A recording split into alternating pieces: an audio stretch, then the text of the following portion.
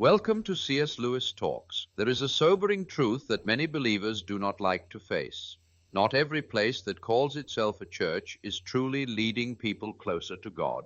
A building may be filled with worship songs, sermons, lights, and gatherings, but that does not automatically mean that Christ is at the center. In fact, history and scripture alike reveal that there have always been counterfeit spiritual movements, deceptive teachers, and religious systems that look holy on the surface but secretly steer hearts away from truth. This is not a new problem. In ancient Israel, prophets constantly warned about priests who exploited the people. In the early church, the apostles wrote letters exposing false teachers who corrupted the gospel. Today, the danger continues, often in subtle and polished forms. The warning is real. The most dangerous deception is not always outside the church, but often inside the walls where people assume they are safe. If we are not watchful, we may confuse emotional excitement for true worship, clever speeches for truth, or cultural popularity for divine blessing. That is why discernment is essential. Every believer must weigh what they are taught against the Word of God, must test the spirit of leadership, and must examine the fruit of a community. To ignore this responsibility is to risk being slowly led away from intimacy with God, even while sitting in a pew every week. It is not enough to merely belong to a church. We must ensure that the church we belong to is leading us toward Christ, not away from Him. With that in mind, let us look at 5 critical signs that your church might actually be leading you away from God. These are not casual criticisms of imperfect leaders, for every church is flawed in some way. These are deeper, more dangerous patterns that, if present, should awaken you to prayer, reflection, and possibly the court. Age to walk away. Sign 1. The church replaces the authority of God's word with human opinion. The first and perhaps most dangerous sign is when a church no longer treats the Bible as the final authority. The word of God is meant to be a lamp to our feet and a light to our path. When a community of believers drifts from Scripture, the people will inevitably drift from God Himself. This drift may not happen overnight. It often begins subtly. A pastor might start preaching more about personal experiences than about the text. Sermons might shift from unpacking Scripture to offering motivational advice. Over time, the Bible is quoted less and less, while psychology, philosophy, or cultural trends dominate the teaching. This change feels attractive at first because human wisdom often sounds reasonable, but if a church diminishes the role of Scripture, it is leading you away from the very voice of God. A true church must continually point back to the Bible as the unshakable foundation, even when its truths are unpopular or uncomfortable.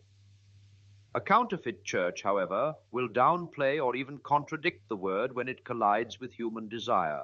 Some churches go further by outright twisting verses to justify sinful practices or political agendas. When this happens, you are not being led into truth, but into deception. One clear test is to ask, do I leave services with a deeper understanding of Scripture, or do I leave only entertained, inspired, or affirmed in what I already think? Inspiration is not wrong, but without the grounding of truth, inspiration is shallow. A church that relies on stories, psychology, or motivational energy more than the Bible is not feeding your soul, it is starving it. That starvation may not be felt immediately, but eventually a believer who is not nourished by the Word will grow weak, easily swayed, and vulnerable to falsehood. If your church elevates the pastor's charisma, denominational tradition, or popular trends above the authority of Scripture, then that church is not bringing you closer to God, but quietly pulling you away from Him. Sign 2. The church prioritizes comfort over conviction. The second sign is when a church makes comfort the highest goal instead of transformation. Jesus never promised His followers a life of ease. He said, "Take up your cross and follow me." The Christian journey involves sacrifice, repentance, and growth. But many churches today hesitate to preach the hard truths, fearing that people will leave if they feel uncomfortable. In such places, sermons are carefully crafted to avoid offense. Words like sin, repentance, and holiness are replaced with phrases like self-improvement, potential, and positive thinking. The message subtly shifts from deny yourself and follow Christ to affirm yourself and follow your dreams. This approach fills seats and wins applause because people naturally desire comfort. But a church that refuses to confront sin or challenge the soul is no longer acting as a spiritual guide. Instead, it becomes a spiritual sedative, soothing people into complacency. Comfort-driven churches may avoid addressing cultural issues that clash with Scripture, preferring to remain neutral. They may present God as a friendly therapist who only wants to boost your self-esteem, never as the holy king who calls for obedience. While God indeed loves and comforts his children, his love is not shallow flattery. It is a refining fire that burns away what is false.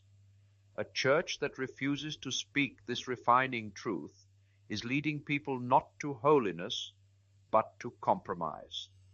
Ask yourself, do I regularly feel the weight of conviction when I hear the word preached, or do I only feel affirmed? Conviction is not condemnation, it is God's gift that draws us to repentance and freedom. If your church avoids anything that might make you uneasy, then it is not shaping you into Christ's likeness, but shaping Christ into your likeness. That is a dangerous reversal, and it will quietly doctor or your heart away from the real God toward a God of human comfort. Sign 3. The church glorifies its leaders more than Christ. Another critical sign is when a church begins to exalt human leaders above the Lord himself. Leadership is necessary in the body of Christ.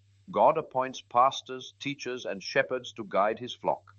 But when the spotlight shifts too heavily onto the personality of a leader, the focus of worship is misplaced. Some churches become so centered around a single charismatic figure that the community's faith rises or falls with that individual. People attend more to hear the pastor speak than to meet with God. This cult of personality is dangerous because it slowly transfers devotion from God to man.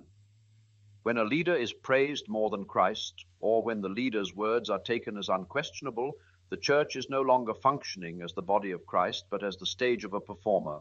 Leaders are meant to be servants, not celebrities. The Apostle Paul rebuked the Corinthians for dividing into camps based on favorite teachers, saying, "Was Paul crucified for you? Were you baptized in the name of Paul?" His point was clear. Loyalty belongs to Christ, not to human messengers.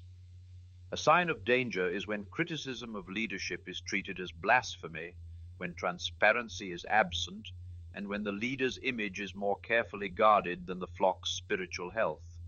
In such an environment, manipulation and abuse can thrive under the cloak of spiritual authority. Instead of producing disciples of Christ, the church produces fans of a leader. Ask yourself honestly, when you think of your church, do you think first of Christ's presence or of the pastor's personality? If the leader's charisma or reputation overshadows the cross, then your church is leading you subtly away from God, even if the leader's intentions seem good. A healthy church magnifies Christ above all. A dangerous church magnifies its leaders and slowly turns the congregation into an audience. Sign 4. The church mirrors the culture more than the kingdom. The fourth sign is when a church blends so seamlessly with the surrounding culture that it is hard to tell the difference between the two.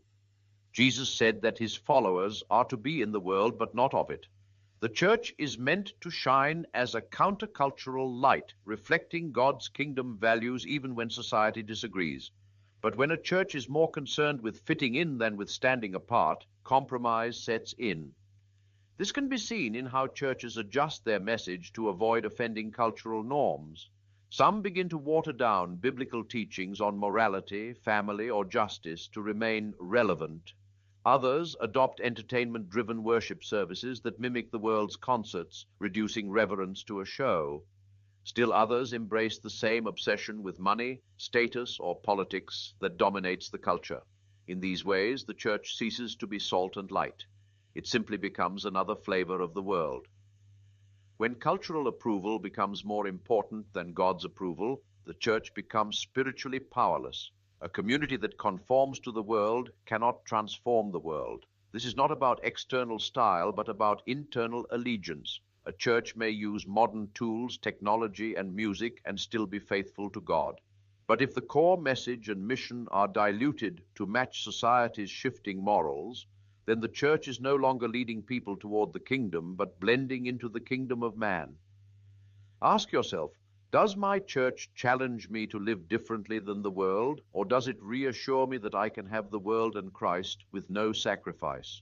If the church is more like a social club that reflects cultural values rather than a holy community that reflects heaven, then it is not leading you toward God, but slowly molding you into the image of the age. Sign 5. The church produces followers, not disciples. The final sign is when a church is satisfied with filling seats rather than forming souls. Jesus never called his people to gather crowds for the sake of numbers. He called his followers to make disciples, people who learn his ways, obey his commands, and grow into maturity. Yet many churches today focus almost entirely on attracting attendees, expanding campuses, and building programs. The measure of success becomes how many people show up rather than how deeply they are transformed. This numbers-driven mentality can create a shallow faith. People may attend every Sunday, but if they are not being discipled, their lives remain unchanged. They might enjoy the music, volunteer occasionally, and feel part of a community, but if they are not being taught how to pray, how to study the Word, how to walk in holiness, and how to share the gospel, then they are not being equipped as disciples. They are simply consumers of religious products. A church that neglects discipleship is leading its people away from God because it fosters dependency on the institution instead of intimacy with Christ. Instead of raising up believers who can stand strong in faith, it produces spectators who rely on the next Sunday service to keep them afloat. The moment hardship comes, such shallow roots are easily uprooted. Ask yourself, is my church helping me grow into a mature disciple of Christ, or is it simply keeping me entertained and connected? True discipleship is costly, requiring time, accountability, and obedience, but it is the only path that leads deeper into God's presence. A church that avoids this cost is not leading you closer to Him, but away from Him through spiritual shallowness.